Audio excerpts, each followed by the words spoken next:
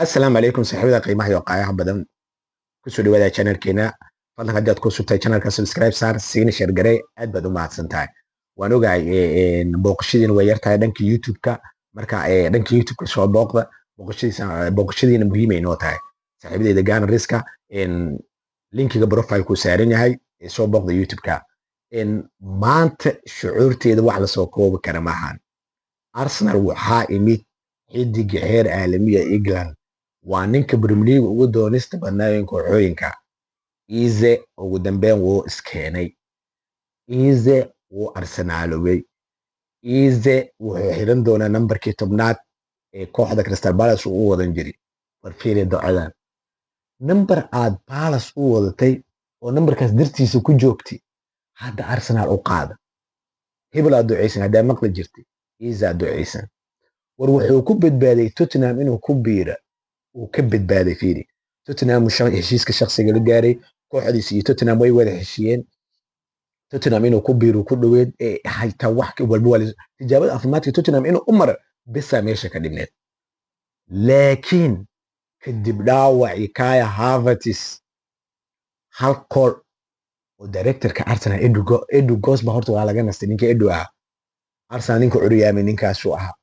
war shaqadaada ahayn markii lagu dhiiba dhibay leedahay Edu kooxda sida ugu tagay waa ka nasan xidigaha kooxda imaanay iyo rabnaati waa laga nastay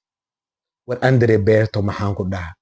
war Andre Berto ni Fajistaan kooxda uu ka soo daahiyaa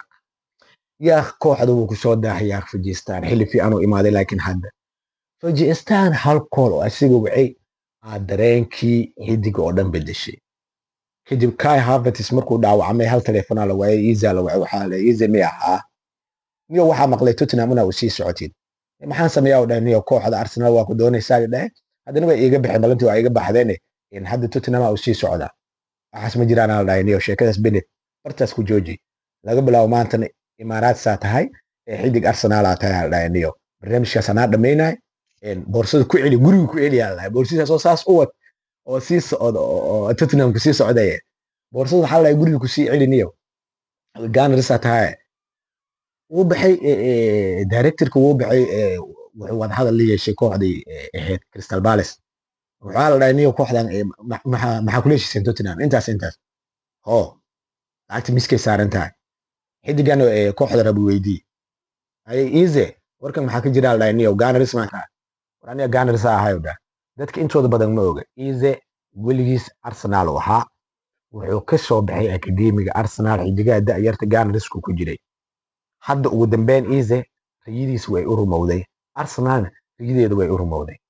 ninkan waa number 10 farta ka xiran oo laacib dhaafay ah Odegaard dhul jabsada ma ahan Martin Odegaard laacib waay laakiin dhul jabsada ma ahan dhulkan oo ciriiriga ma gali kara Eze xulee ani waxaan ka helay meelaha oo jamkan ma ka helay oo ciriiriga ya ana ka dhaxbaxay leeyahay waxaas ani isii dhul jabsada la magaciis ninkan Eze haduu imaado